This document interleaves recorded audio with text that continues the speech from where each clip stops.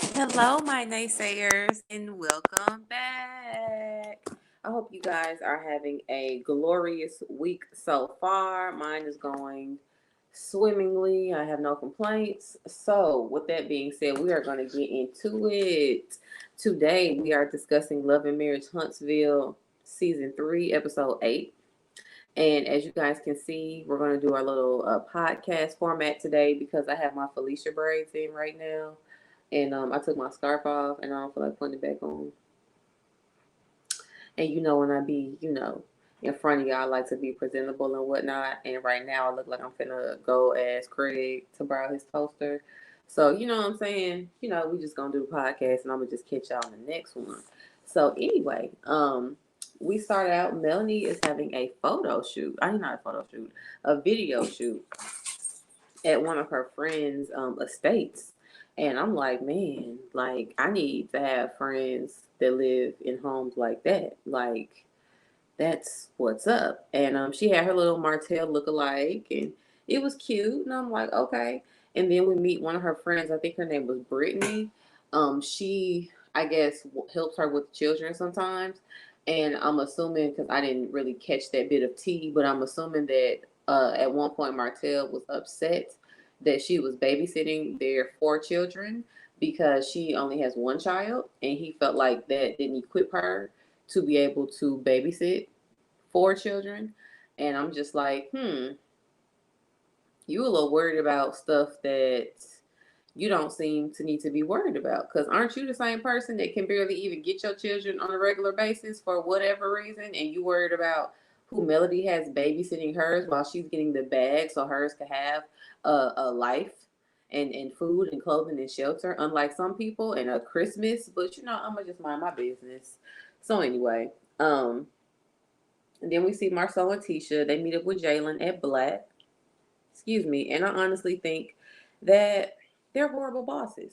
Like, I'm not trying to be rude, but just from what I've seen, because it's just a show, and they always want to, oh, you can't base everything you see on blah, blah, blah. That's true. Okay, whatever. So I'm going to just preface this by saying, just based on what I, as a innocent bystander, has viewed, I would like to say that I personally feel like they're horrible bosses. It just doesn't look like they're very supportive of their management. And I feel like even though management is basically the support system, everyone needs a support system. So just like the employees lean on the manager, I feel like the managers need to lean on, the owners and, the people of that caliber. And the fact that Jalen does not seem to be able to do so, I just feel one, bad for him. I mean, it is going to sharpen him up just in life skills. I'll tell you that much. So I mean, he is getting invaluable experience all the way around, from dealing with people on the leadership tip, as far as being a leader and having leaders. And I mean, the list goes on and on. But yeah, like I said, I feel bad for him because that's a lot. That's one reason I've never worked in the industry. Well, I'm not gonna say never. I worked in the cafeteria my senior year of college, and I basically did that because I needed a job. First of all, that was the first year I had worked in college, and so I needed a job that was, conducive to my lifestyle at the time. And I didn't want to have to go get a job that, didn't care about the fact I was in school and like I had these hours and stuff that I didn't really, want to work because I want to be doing whatever else, in college versus, the cafeteria, which was, I would typically be in the cafeteria anyway. So now I'm just getting paid to do it. And also, because it was my senior year and I never actually had like an apartment in Jackson, I didn't have like I would have had to like find somewhere to stay, during breaks and stuff when I would have probably had to work. And just things like that. So I did work in the cafeteria, and then I worked at Jason's Deli for about 3 months, about 2 or 3 months, in between college and law school. So yeah, I did those food type jobs. But as far as like a restaurant, like I've just never really been interested. My best friend, she worked at J. Alexander for a long time, and she was great at it. You know what I'm saying? She was really great at it. She got to the administrative level and all that type of stuff. But you just have to be a certain type of person to work in the restaurant industry. So the fact that Jalen was thrust into it the way that he was and he's handled himself thus far, I appreciate that. I'm proud of him. However, I just feel like still people need support, and I just don't feel like Marcel and Tisha are very supportive, and it's indicative of the fact that most of y'all staff quit. Like, yeah, people quit, but the whole damn staff or majority of it, like, that's not normal. Honestly, if y'all were great bosses, if y'all were really supportive in times like that, when it's chaotic and stuff, that's when your team pulls together. I know jobs I've had, like for example, I used to work at J. Jill after law school for a few years. And even though, you know what I'm saying, it was still a job, it's like there was such a sense of camaraderie and support and teamwork. Like we really worked together. Like we really helped each other type stuff. And when we would get busy, like it was all hands on deck and we helped each other, period. I mean, that's just what that is. So but it was because we had great management, and management was, we all, it was an older crowd that I worked with, so it was, definitely a different vibe. So that's one thing. But the people that I work with, had lives, so including my managers. So there was never like, of course, you can't just be, they don't want you just calling out all the time and shit, but there still was understanding when things happen. Like when my best friend's mom died, like I'm at work, thinking I was gonna be all right, but soon as I tell them what happened, because I was at work when I actually was at my first job when I found out she had aneurysm. And then when I left from that job, I told them I was going to the hospital to see her. And so when I came back like a day or two later, she had passed. And so it was like, and when they asked me about it, like as soon as they asked me and I like got it out, like I just started, basically became a bumbling idiot.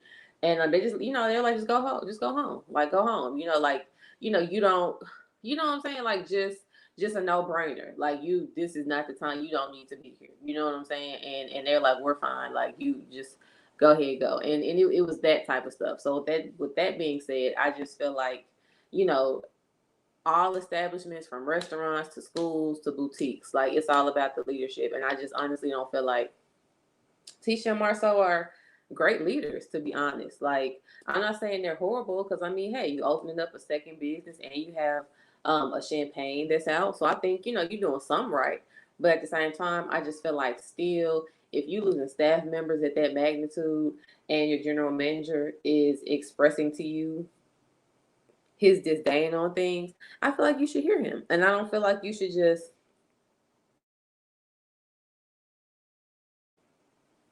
I don't feel like you should just like hot potato that shit.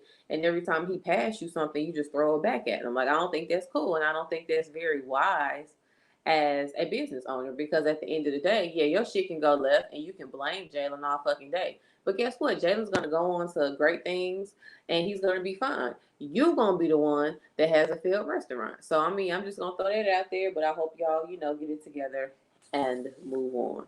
So, anywho, and then we see Maurice and Lewis. They meet at Lewis's business, which I'm not sure what it is. It kind of gave me like, at first I thought it was a gym, but then I'm like, it gives me kind of Zen vibe. So I don't know what it is. If y'all know, put it in the chat. What is Lewis's business? But I love to see Black-owned businesses. Yes. And so they basically have a bro moment about the whole monster vaping situation and Tiffany running her mouth where it didn't need to be run. And Maurice invites them on Tisha and Maurice's anniversary trip. And I'm like, okay. So then Melanie and Destiny meet at Destiny's home, and we see little baby Law. And I was like, oh, hey. And they discuss the upcoming trip. And I'm like, okay. And so then the couples arrive in Vegas, sans Melanie and Destiny, because they have to come, I think, a day later for whatever reason. And Tisha is just so gung ho about what is her name? Tiffany and Lewis, just so gung ho. Oh, what happens in Vegas stays in Vegas. What happens in Vegas stays in Vegas. And I'm like, so is that after the camera start rolling? Because you do know y'all on the reality show, right? Or was that just me? Or did you think the camera was already? Or okay. So anyway, then they have to do a little round on the stripper pole, and I'm like, okay, that's what's up. So I'm like, shoot, Tisha getting in Vegas and getting loose. Then they get to a little Airbnb, and they start talking about threesomes, and Tisha's like, yeah, you can't have a threesome planned. It's just got to happen. I'm like, wait a minute, Tisha, like, and what? Then Marceau, he like, yeah, it's not cheating if she go get a woman. And I'm like, I don't know if y'all peeping what I'm peeping. And I mean, I ain't mad. Do what you do.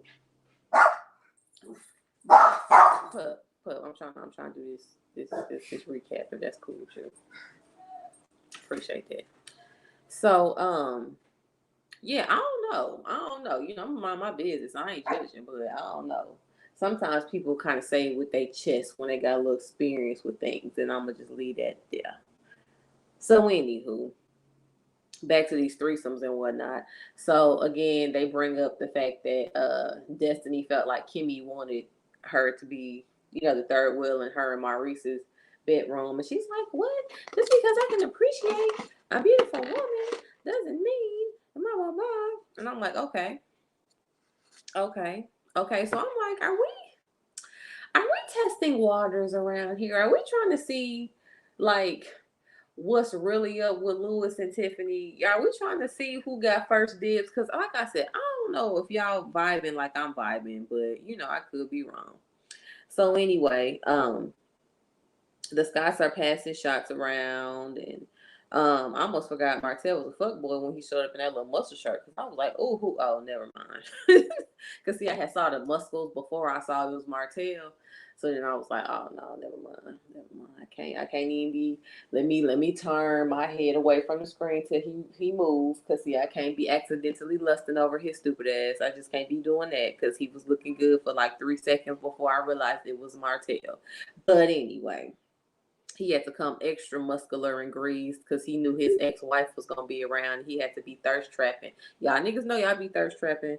But anyway, so then they started joking about Kimmy yet again being this alleged side chick because Tiffany yet again gotta be sticking her nose where it does not belong, trying to be funny when she be so unfunny, talking about, oh yeah, you had to come steal Maurice away, when they were insinuating that someone, I don't remember who it was, but someone said that Maurice was in a horrible marriage. And so then Tiffany wants to, you know, be funny, or at least think she's being funny, and say that Kimmy Kimmy stole him away from the horrible marriage and whatnot. So anyway, and I'm just like, you know, y'all really need to get up off of Kimmy. And I understand why she started going the fuck off from y'all at the end. And yeah, we'll pretty much get to that. That's pretty much where we are. And so then Martell, he's drunk, and now they're in the I guess it's like their pool, this like very immaculate pool that's outside of their air, or in the back of their Airbnb or whatever, and it has like a waterfall and shit. I'm like, since that shit, I'm saving for in life. Like, it's time to just be kicking it in Airbnbs with pools and rivers and valleys and peaks in the backyard and shit. Like, but anyway, I'm like, yes, come on, Black excellence, come on, inspiration. So anyway, so now they're back there in the ocean slash pool and whatnot, and Martell is drunk and he's egging this on. And Kimmy is no longer here for the bullshit because she is tired of y'all motherfuckers trying to drag her name like she's some side bitch, and her last name ain't Scott, and she ain't got that ring on her finger. Fuck you mean. And so then she's like, well, if that's so funny, Marceau, because he thought it was so fucking funny, talking about it was hilarious or whatever he said. She's like, well, just like you having a side baby. And I was like, boom, don't like that, do you? And so he tries to play it off like, yeah, it is funny. Wasn't really mad because he's an asshole and he's just going to be an asshole. But who had to come?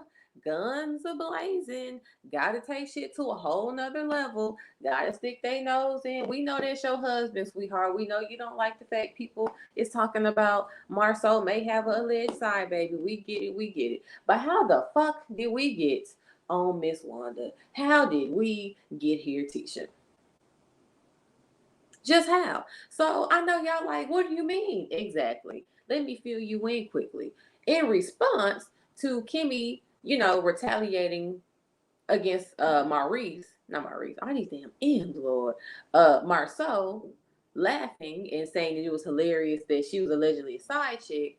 she, says, "Oh, about the side baby," and he trying to play it off like, "Oh yeah, it is funny." But then Tisha turns around and is like, "Oh, well, since you want to say that, you was, excuse me, y'all, you whatever she said, you told my mom to shut the F up, and I appreciate that." Her favorite line, "I don't know why my mama would lie to me."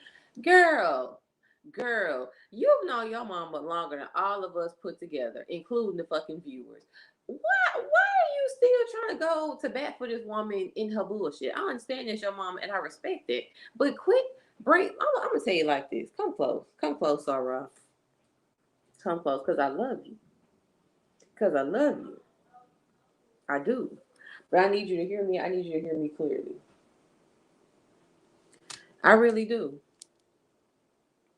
I hope you got your good ear popping. And you know what? I'm doing even better for you. I'm gonna come on camera for you because that's how serious. I know. Don't check me. Don't check me. I told you I was looking like Felicia. Don't check me. But this how serious I am. If I was Kimmy, by now, you wouldn't have no more times to say nothing to me about your mom. Okay? So what I need you to understand, Sarah Tisha, is I need you to understand that that's your mama. That ain't Marceau mama. That ain't Kimmy mama. That ain't Jalen mama. That ain't Mel mama. That ain't Destiny mama. That ain't Martell mama. Everybody else everybody else she be coming for and be in their business. That ain't none of their mama. That's your mama. Okay? So that means no one cares about none of that shit you talking about. None of it. Okay, now I'm gonna get off camera because see, I just wanted to make a little eye contact, but again, I'm still looking like Felicia, and we ain't come here for all that. So I need you to back up off Kimmy and everybody else that got something to say to your mama, because your mama, as Bonnie Blue said, oh, is that no, my bad, Bonnie, that wasn't even you, that's Niecy, like Niecy Dixon said. Wanda collecting her bingo money from Oprah now. Okay, so that's why y'all had that shot of her walking out laughing and feeling exhausted at the same time, because she just put some work in, but it was work that she enjoyed doing because she an old messy bitch. No disrespect, Miss Wanda, but you an old messy bitch. Okay, we know your kind and we love you, but you need to shit. You know what? Let me just stop. Because this ain't even about that.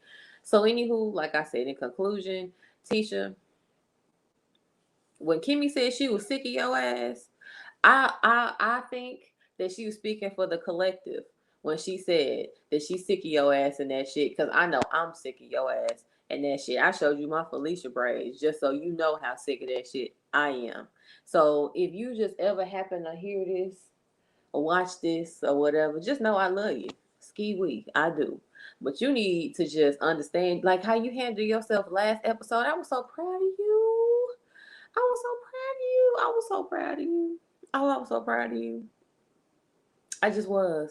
I just was. I was so proud. But then this episode, all the way at the end too. All the way at the end, we were still just floating on the high of last week. But then, but then, you got to sit up here and in retaliation to Kimmy retaliating against your husband, you got to bring up your mama. So in conclusion, the episode basically ended with Kimmy saying that she was so sick of her ass, meaning Tisha and all her shit. And we gonna pick up next week with Melanie and Destiny showing up, and allegedly it's gonna be something real explosive going on between her and Martell. Which I mean, duh, they're freshly divorced people. You know what I'm saying? So of course it's gonna be some shit. So yeah. Anyway, I appreciate you guys kicking it with me today. Like, comment, subscribe, share me, love me, because I love you. Thank you so much for watching. It's been real. Toodles.